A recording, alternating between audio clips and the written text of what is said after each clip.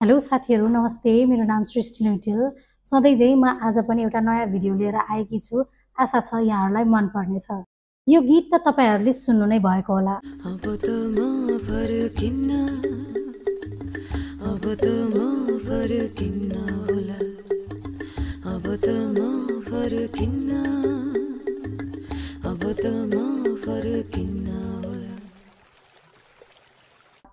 यो गीतको लेखक संगीतकार र गायक हुन् गायिका जेरुसा राई यही गीतमा भने जस्तै उनी एक दिन अचानक गायब भइन् 2079 असोज 6 गते साँझको समयमा उनी घरबाट निक्लिन्छिन् तर उनी कहिले पनि फर्केर आइनन् कहाँ छिन् त जेरुसा राई कहाँ किन र कसरी हराइन् जेरुसा आउनुस् आजको यो भिडियोमा यसै विषयमा कुरा गरौँ जेरुसाको जन्म सन् 1990 मा खोटाङमा भएको थियो जेरुसा आफ्नो बुवा नरेन्द्र राई र आमा चम्पा घिमिरेको पहिलो सन्तान थिइन् उनका बुवामा अर्थात् जेरुसाको बुवा आमाको अन्तर्जातीय विवाह भएको थियो जेरुसाको बुवा ब्रिटिस आर्मी थिए र उनी लन्डनमै बस्थे भने जेरुसाकी आमा चम्पा काठमाडौँ धोबीधारामा छोरीहरूसँग बस्दै आएकी थिइन् जेरुसाको जन्म खोटाङमै भए पनि उनको हुर्काई पढाइ लेखाइ काठमाडौँमै भयो जेरुसा काठमाडौँमा हुर्किँदै गर्दा उता उनका बुवा आमाको भने डिभोर्स भइसकेको हुन्छ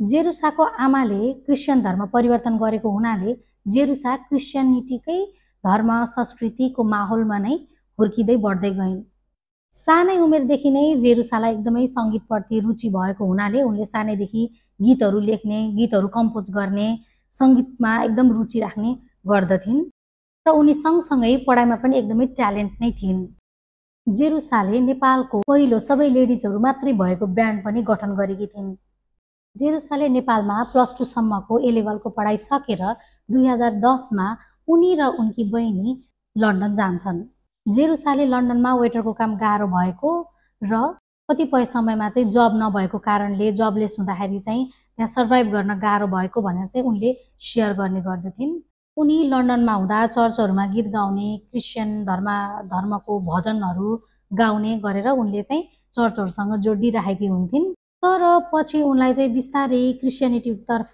रुचि हराउँदै जान्छ उनले चाहिँ क्रिस्चियन धर्मप्रति आफ्नो रुचि हराएको पनि उनले कुराहरू व्यक्त गरिरहेकी पनि थिइन् जेरुसाले एक इन्टरभ्यूमा क्रिस्चियनिटीमा सेक्सिजम जस्तो समस्याहरू भएको भनेर चाहिँ एक इन्टरभ्यूमा उनले बताएकी पनि थिइन् क्रिस्चियनिटीको अब चित्त बुझ्दैन थियो हैन देयर सेक्सिजम देयर होमोफोबिया हैन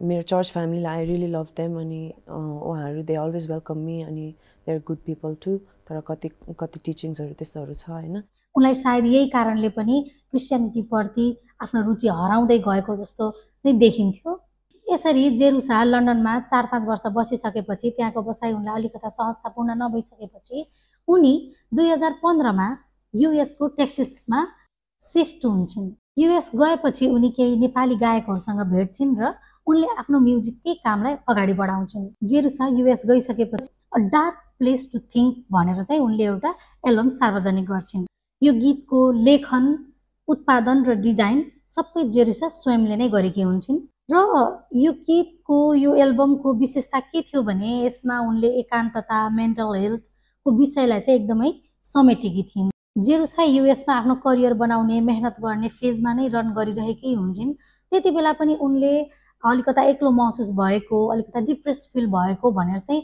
उनले आफ्नो साथीभाइहरूलाई चाहिँ बताएकी पनि थिइन् र यतिकै उनले आफ्नो करियरको स्ट्रगल गर्दै काम गर्दै युएसमा दिनहरू बिताइरहेकै बेलामा उनी एकजना केटासँग नजिकिन पुग्छिन् उनको रिलेसन चाहिँ साथीबाट माथि उठेर उनीहरू चाहिँ लभ रिलेसनसिपमा बस्छन् र पारिवारिक सल्लाहमै केटा र केटी दुवैतर्फको पारिवारिक सल्लाहबाट उनीहरू विवाह बन्धनमा बाँधिन्छन् र जेरुसाको आमाले कयौँ भिडियोमा यो पनि सेयर गर्नुभएको थियो कि जेरुसाको चाहिँ एकदम आफ्नो मन खोलेर कुरा गर्ने बानी सबै कुरा सेयर नगर्ने बानी थियो मसँग चाहिँ सायद मैले धेरै कुराहरू मैले पिर मान्छु भनेर मेरो छोरीले मसँग कुराहरू सेयर गर्दैन भनेर चाहिँ जेरुसाको मम्मीले भन्नुभएको थियो र यतिकैमा समय बित्दै जाँदा जेरुसालाई आफ्नो सङ्गीतप्रति नै काम गरिराख्ने इच्छा हुन्छ तर यही इच्छाको कारणले उनको श्रीमान र उनीबीच सम्बन्ध चिसिँदै जान्छ जेरुसाले कहीँ फ्याट्टफुट्टा 1-2 चोटि आफ्नो आमालाई आफ्नो हस्बेन्डसँग सम्बन्ध बिग्रिँदै गएको भनेर चाहिँ बताएकी पनि थिइन् अझै श्रीमानसँग सम्बन्ध बिग्रिँदै गएपछि जेरुसाको पनि मेन्टल हेल्थ पनि अझै बिग्रिँदै जान्छ र उनी डिप्रेसनमा जान्छन् र उनले यतिका धेरै आफ्नो जीवनमा तलमाथि उतार चढावहरू गाह्रो अवस्थाहरू बिताउँदै गर्दा पनि उनले 2019मा फेरि एउटा सुनसान नामक एल्बम रिलिज गर्छिन्। यसमा उनले राजनीतिक उथलपुथल र फेरि पनि मेन्टल हेल्थलाई समेटेर यो एल्बम निकालेकी हुन्छन्। यही एल्बमको एउटा गीत बारुद जुन द्वन्द्वकालको विषयलाई लिएर विशेष कुराहरू समेटेर चाहिँ यसमा उनले गीत लेखेकी थिइन्। यही क्रममा जेरुसाले सोसल मिडियामा आदिवासी मुद्दाहरू पनि उठाइरहने गर्थिन्। साथै उनी हातेमालो कलेक्टिभ जस्तो आन्दोलनमा पनि सहभागी भइरहेकी थिइन्। यो समयमा जेरुसा पटक पटक नेपाल आउने जाने गरि नै रहन्थिन्। तर पछि आफ्नो श्रीमानसँग सम्बन्ध बिग्रिँदै गइरहेपछि उनलाई युएसमा बस्न गाह्रो भएर उनी चाहिँ नेपाल फर्केर यही नै आएर बस्छु भनेर उनी चाहिँ नेपाल फर्केर आएकी हुन्छन्। उनी नेपाल फर्किएपछि किराँत धर्म संस्कृतिको बारेमा किताबहरू पढ्ने, त्यसको मूल जरोहरू खोज्ने, त्यसको सृष्टि कसरी भयो, उत्पत्ति कसरी भयो भनेर त्यसको विषयमा एक प्रकारको रिसर्च नै जस्तो गर्न थाल्छिन्। उनलाई पहिले नै क्रिस्चियन धर्मप्रति आफ्नो रुचि हराइसकेको हुनाले पनि विशेष अझै मेहनत गरेर उनले आफ्नो किराँत धर्मको विषयमा खोज तलास गर्न थाल्छिन्। जेरुसाको भनाइ अनुसार जेरुसाको सपनामा उनको बोजू अर्थात् हजुरआमाले पटक पटक आएर तिमीले चुल्हा ढुङ्गा स्थापित गरिदेऊ भनेर चाहिँ उनलाई बारम्बार रिक्वेस्ट गरिराख्ने, सपनामा देखिराख्ने गरेको चाहिँ उनले बताएकी थिइन्। र यो चुलो ढुङ्गा भनेको के हो भनेर चाहिँ जेरुसाले आफ्नो चिने जानेको साथीभाइहरू जान्ने बुझ्नेहरूलाई चाहिँ सोध्ने खोज्ने गर्थिन्। बुझ्दै जाँदा जेरुसाको ठुलो बुवाले पनि आफ्नो धर्म परिवर्तन गरेर क्रिस्चियन धर्ममा लागे पश्चात उहाँले आफ्नो घरमा भएको पुरानो कुलपितृको पुज्ने चुल्हा ढुङ्गा भत्काइदिएको भन्ने पत्ता लाग्छ, जुन जेरुसाले बुझ्दै जाँदा उनले थाहा पाउँछिन्। र सायद यही कारणले पनि उनको हजुरआमाले पटक पटक सपनामा आएर जेरुसालाई चुल्हा ढुङ्गा स्थापना गरिदेऊ भनेर देखिएको हो कि भनेर पनि जेरुसालाई अझै बढी आफ्नो कुलपितृप्रति चाहिँ जिज्ञासु हुन्छन्। यसरी आफ्नो हजुरआमा पटक पटक सपनामा देखिएपछि झन् जेरुसा आफ्नो कुल देवी देवता खोज्न थाल्छिन्। उनले आफ्नो हातको नाडीमा 11 र नरमायाको ट्याटु पनि खोप्छिन्। अर्थात् 11 को मिनिङ त यही नै हो भनेर भन्न सकिँदैन, तर नरमाया चाहिँ उनको हजुरआमाको नाम थियो। यति बेलासम्म पनि जेरुसा अमेरिका जाने, फर्किने र नेपालमा बेला बेलामा सोहरू पनि गरिराख्ने नै गर्थिन्। उनी हराउनुभन्दा 2-3 महिना अगाडि नै उनी युएसमा बस्न गाह्रो भयो भनेर उनी चाहिँ नेपाल फर्किएकी थिइन्। उनले नेपाल आइसकेपछि एउटा पोस्ट सेयर गर्छिन् जसमा के पनि भनेकी थिइन् भने उनको मेन्टल हेल्थ एक दिनानुदिन बिग्रिँदै गएको, तर नेपालमा राम्रो डाक्टर भेटेको भनेर पनि उनले सेयर गरेकी थिइन्। जेरुसाका दिनहरू यसरी नै बितिरहेको नै थियो। तर एक दिन 2079 साल असोज 6 गते जेरुसाको आमा आफ्नो कोठामा केही काम गर्दै थिइन् र धेरै समय भइसक्दा पनि जेरुसाको कोठाबाट केही आवाजहरू नआइसके पछाडि उनले चाहिँ जेरुसा कहाँ गएछ त, बोलेको पनि आवाज आउँदैन भन्ने हिसाबले चाहिँ उनी जेरुसाको कोठामा जेरुसालाई हेर्न जान्छन् र त्यहाँ जाँदा जेरुसा उनी आफ्नो कोठामा हुँदैनन्। त्यस पछाडि उनी आफ्नो घरको अन्य कोठाहरूमा खोज्न थाल्छन्। त्यहाँ पनि जेरुसालाई नपाएपछि उनको मन अलिकता आत्तिन थाल्छ र जेरुसाकी आमा ओल्तिर पल्तिर पसलमा केही खानेकुराहरू किन्न गयो कि कोही कतै गयो कि भनेर उनी आफ्नो छोरीलाई खोज्दै छरछिमेक पसलतिर धाउँछन्। र त्यहाँ पनि आफ्नो छोरी नभेटिसकेपछि उनको मन अझै बढी आत्तिन थाल्छ र उनी चाहिँ के सोच्न थाल्छन् भने आफ्नो छोरी अर्थात् जेरुसालाई मेन्टल्ली समस्या भएको हुँदा, मेन्टल्ली डिप्रेसनमा गएको हुँदा कहीँ कतै एक्सिडेन्ट भयो कि कोही हस्पिटलमा छ कि भनेर उनी आफ्ना केही आफन्तहरूसँग मिलेर उनी हस्पिटलतिर खोज्न थाल्छन् र रातिसम्म उनीहरू प्रत्येक हस्पिटलहरूमा चाहिँ जेरुसाको जानकारी लिँदै हिँड्छन्। तर यति गर्दा पनि जेरुसाको पत्तो लाग्दैन। यस्तै करिब रातिको 12 बज्छ। त्यस पछाडि सबैजना आफ्नो घरमा फर्किएर आउनुहुन्छ र घरमा आइसकेपछि जेरुसाको आमाले उनको कोठामा फोन, ल्यापटप र त्यसमाथि राखिएको नोट भेट्टाउँछिन्। नोटमा उनले के लेखेकी थिइन् भने मलाई बिर्सिनु होला, म कसैलाई पनि दोष दिन्न र मैले मेरो जीवन पुरै बाँचिसकेँ, मलाई नखोज्नु होला, बागमती भनेर लेखेर छोडेको नोट जेरुसाकी आमाले भेटाउँछिन्। र अर्को दिन बिहान अर्थात् 2079 साल असोज 7 गते सानेपा पुलिस स्टेसनमा गएर जेरुसाको आमाले जेरुसा हराएको भनेर पुलिस कम्प्लेन गर्छिन् र उनले छोडेको नोटमा बागमती लेखेको हुनाले उनलाई बागमतीतिरै गएको हो कि भनेर बागमतीको खोला वरिपरि नै उनलाई खोज्न थालिन्छ र जेरुसाले घरबाट निक्लेर जाने बेलामा आफ्नो फोन घरमै छोडेको हुनाले उनको फोनलाई फोरेन्सिक टेस्टको लागि पठाइन्छ र त्यो टेस्ट गरेको रिपोर्ट जब आउँछ र उनको ब्राउजर हिस्ट्री हेर्दा how to get drown in water भनेर सर्च गरेको भेटिन्छ, अर्थात् पानीमा कसरी डुब्न सकिन्छ भनेर।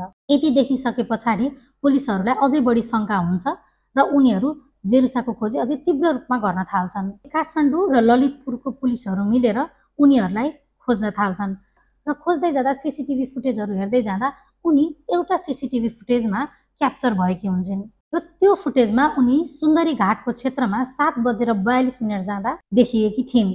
उनले त्यति बेला कालो प्यान्ट र कालो टी सर्ट लगाएकी थिइन्। जेरुसाको अन्तिम लोकेसन यही सुन्दरी घाटको क्षेत्र मात्रै हुन्छ, अर्थात् उनलाई अन्तिम पटक यहाँ नै थिइन् जेरुसा भनेर भेटिएको प्रमाण भनेको यही नै हुन्छ जुन यो सीसीटीभी फुटेजमा देखिएको थियो।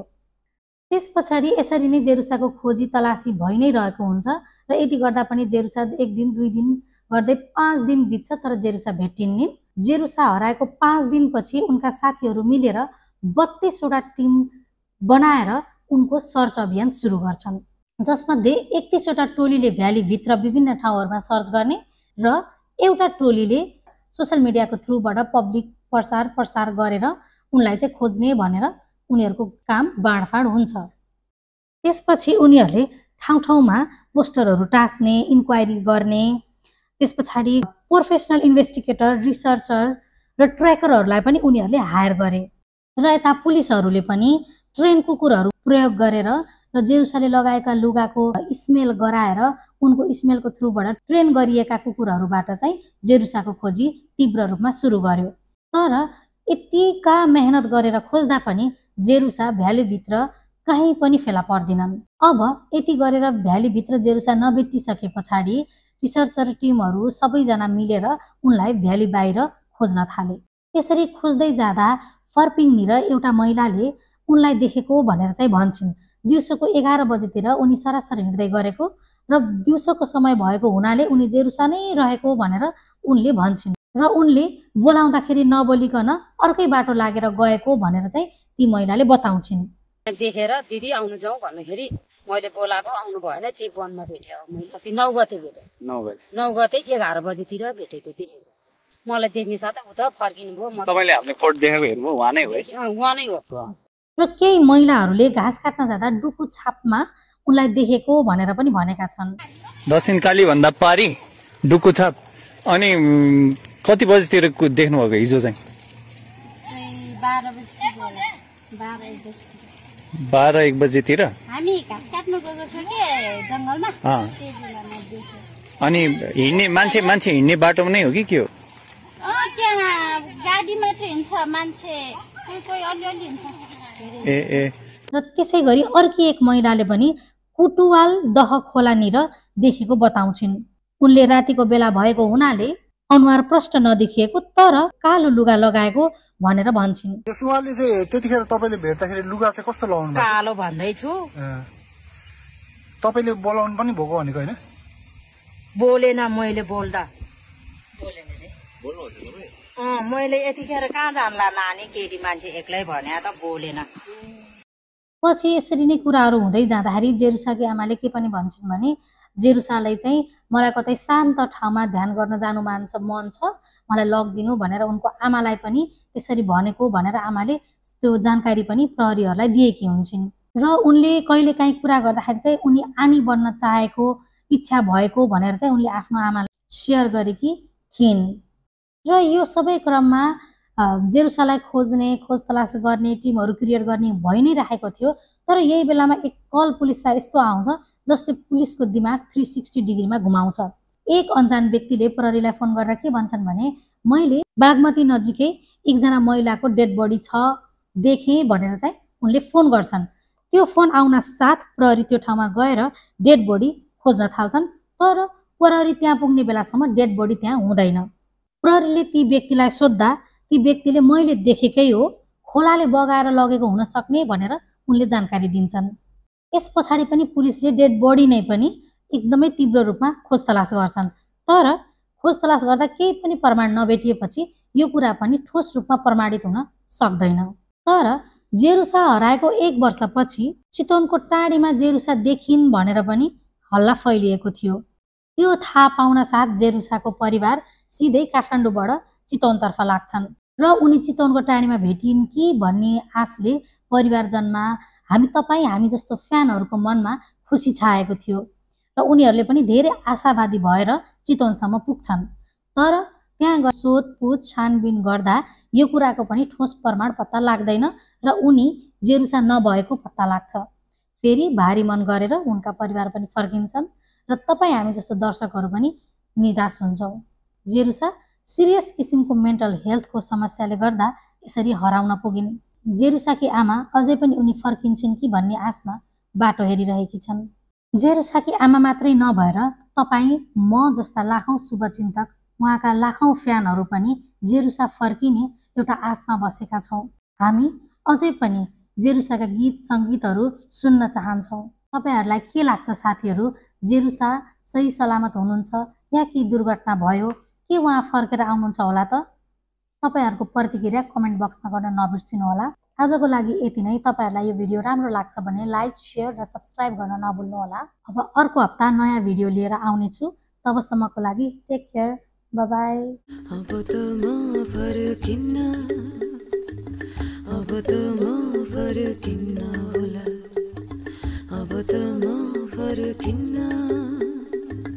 अब त म